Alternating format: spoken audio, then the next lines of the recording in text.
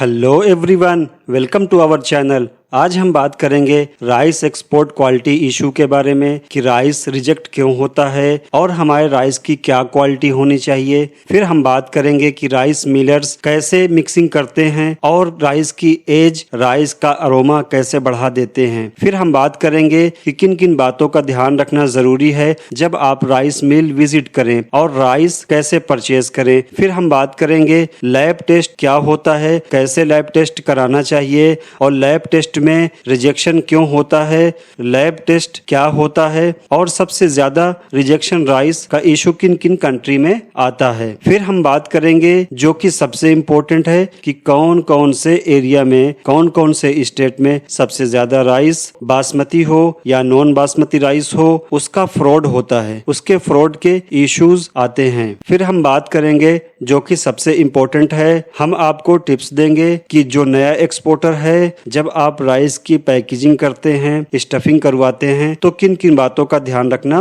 बहुत ही जरूरी है। और लास्ट में हम बात करेंगे कि बायर के साथ कैसे डील करें, बायर के साथ निगोशिएट कैसे करें। तो दोस्तों, अगर आप हमारे चैनल पर नए हैं तो प्लीज हमारे चैनल को सब्सक्राइब करें और शेयर करना ना भूलें, क्योंकि हम आपके लिए इंपोर्ट एक्सपोर्ट से रिलेटेड वीडियो लाते रहते हैं और आपको A to Z complete information देते हैं। तो चलिए वीडियो को स्टार्ट करते हैं। सबसे पहले हम बात करेंगे बासमती राइस जो क्लासिक होता है उसे कैसे बनाते हैं आजकल राइस मिलर, राइस की एज बढ़ा करके, चाहे वो केमिकल हो या मशीन के थ्रू। दोस्तों, आजकल बासमती राइस को क्लासिक बनाने के लिए राइस मिलर्स राइस की एज बढ़ा देते हैं। राइस की एज बढ़ाने के लिए मशीन और केमिकल का यूज करते हैं और केमिकल मिला करके राइस को क्लासिक और अरोमा राइस बनाते हैं, जिससे रिजेक्शन के चांसेस बढ़ जाते हैं और ये राइस हेल्थ के लिए भी हार्मफुल होता है। दोस्तों, अब हम बात करेंगे बासमती राइस और नॉन बासमती राइस में कैसे मिक्सिंग और ब्लेंडिंग होती है। सबसे पहले basmati rice, for example basmati rice में जो मिक्सिंग होती है वो चाहे 11-21 हो, 17-18 हो, सुगंधा हो या शरबती हो या 1509 हो, इन सब टाइप के राइस में गोल्डन कलर की मिक्सिंग होती है। इसमें या तो मिलर सही से राइस को बॉइल्ड नहीं करते हैं पैसा बचाने के लिए, या फिर व्हाइट सेला में कलर मिला करके गोल्ड सेला बना देते हैं जो कि व्हाइटनर यूज करना बोलते हैं, जबकि ये हार्मफुल होता है बट ये मिलर को सस्ता पड़ता है। पर मिलर आपसे गोल्ड राइस के ही पैसे लेता है। इसी तरह नॉन बासमती राइस में भी क्वालिटी प्रॉब्लम होते हैं। जैसे नॉन बासमती राइस में मिलर्स शॉर्टेक्स मशीन और ग्रेडर को सही से नहीं चलाते हैं और ब्रोकन रेशियो बढ़ा देते हैं, क्योंकि अगर ग्रेडर या शॉर्टेक्स मशीन को आपके पैरामीटर के हिसाब से चलाएंगे तो आपको तो अच्छी क्वालिटी मिल जाएगी, बट मिलर को ज्यादा ब्रोकन और रिजेक्शन राइस बाहर निकालना पड़ेगा, जिससे उनके प्रोडक्शन में ब्रोकन और राइस रिजेक्शन का रेशियो बढ़ जाएगा और इन दोनों राइस के रेट कम मिलते हैं। इसीलिए राइस मिलर्स आपको आपकी क्वालिटी के अकॉर्डिंग राइस नहीं देते हैं। दोस्तों, अब हम बात करेंगे कि सबसे ज्यादा मिक्सिंग और क्वालिटी इशू किन किन राइस में होती है। सबसे ज्यादा मिक्सिंग होती है बासमती 21 बासमती राइस, जैसे 11-21 में 1509 या 1401 मिला देते हैं, या फिर 1509 में शरबती या PR11 मिला देते हैं, यानी किसी बड़े राइस की लेंथ में छोटे राइस की लेंथ को मिला देते हैं, मिक्स कर देते हैं। दोस्तों, अगर आपको क्वालिटी के इशू से बचना है तो जब भी आप किसी राइस मिल से राइस परचेज करें उससे पहले हमेशा राइस मिल को अच्छे से विजिट करें और अपने राइस एक्सपोर्टर दोस्तों से या लोकल से मील्स के बारे में जरूर फीडबैक लें, फिर उसके साथ बिजनेस करें। दोस्तों, जब भी राइस परचेज करें तो उस टाइम आप मिलर्स या ब्रोकर से क्वालिटी के बारे में अच्छे से डिस्कस करें, क्योंकि अगर आपने एक बार पेमेंट कर दिया तो फिर आप फंस जाएंगे और मिलर आपको परेशान करेगा या वो आपके क्वालिटी के अकॉर्डिंग राइस की रिस्पॉन्सिबिलिटी नहीं लेगा। नॉर्मली आप जब भी राइस परचेज करें तो आप राइस का moisture, damage discoloured, broken ratio ratio, purity पर ध्यान दें। अगर आप फर्स्ट टाइम किसी राइस मिल से राइस ले रहे हैं, परचेज कर रहे हैं, तो राइस का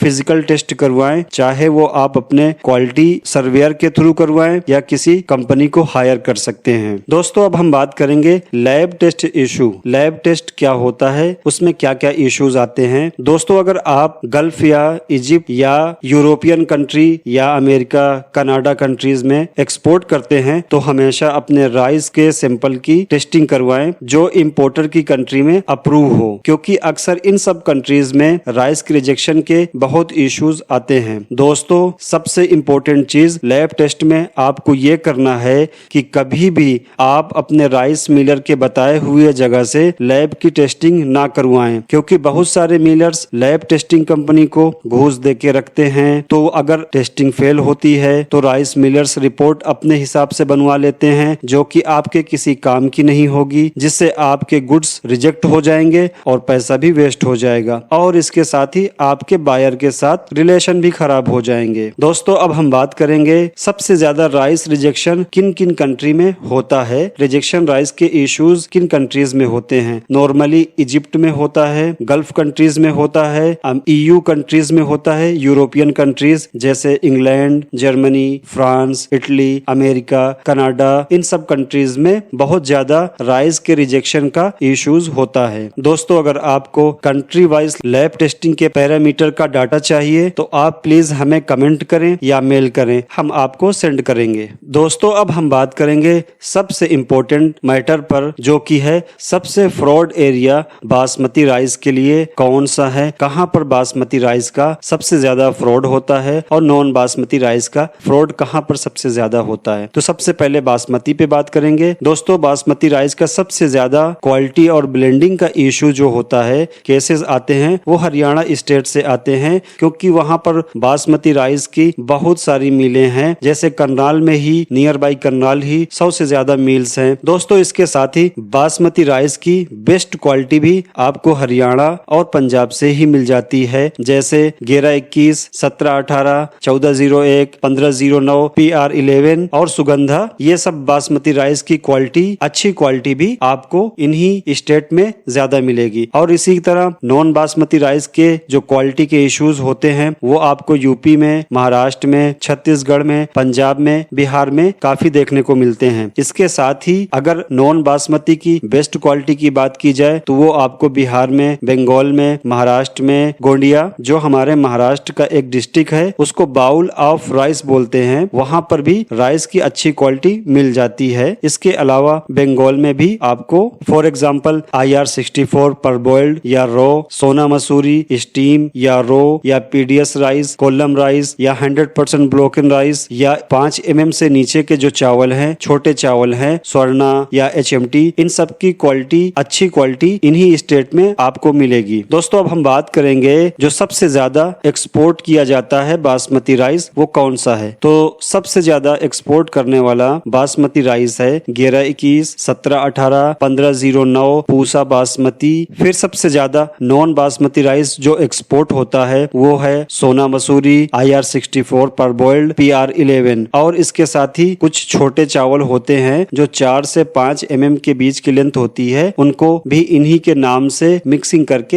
एक्सपोर्ट किया जाता है। दोस्तों अगर आपको हरियाणा स्टेट या यूपी या महाराष्ट्र में अच्छे राइस मिल्स की लिस्ट चाहिए तो आप हमको मेल कर सकते हैं, हम आपको सपोर्ट करेंगे और आपको फॉरवर्ड करेंगे। दोस्तों अब हम बात करेंगे एक और इम्पोर्टेंट टॉपिक पर, जो है कि पैकेजिंग। जब हम पैकेजिंग करें तो हमको किन किन बातों का ध्यान रखना जरूरी है। सबसे पहले जब भी आप पैकिंग करें तो हमेशा पैकिंग के टाइम आपका क्वालिटी कंट्रोल पर्सन होना चाहिए, या आप किसी सर्वेयर कंपनी को भी हायर कर सकते हैं, जैसे SGS कंपनी, कोटेकाना, NCML, EIA। इस तरीके की बहुत सारी प्राइवेट कंपनीज हैं और गवर्नमेंट की भी कंपनी है EIA, एक्सपोर्ट इंस्पेक्शन एजेंसी। आप उनको हायर कर सकते हैं फिजिकल क्वालिटी चेक करने के लिए और केमिकल के लिए भी। ये सब कंपनी आपको आपके क्वालिटी के अकॉर्डिंग आपके राइस की टेस्टिंग करके आपको देंगे। इसके साथ ही दोस्तों एक और इम्पोर्टेंट चीज है जिसको आप हमेशा ध्यान रखें, जब भी आप पैकिंग करें अपने राइस की तो कुछ बातों का खास ध्यान रखें। जैसे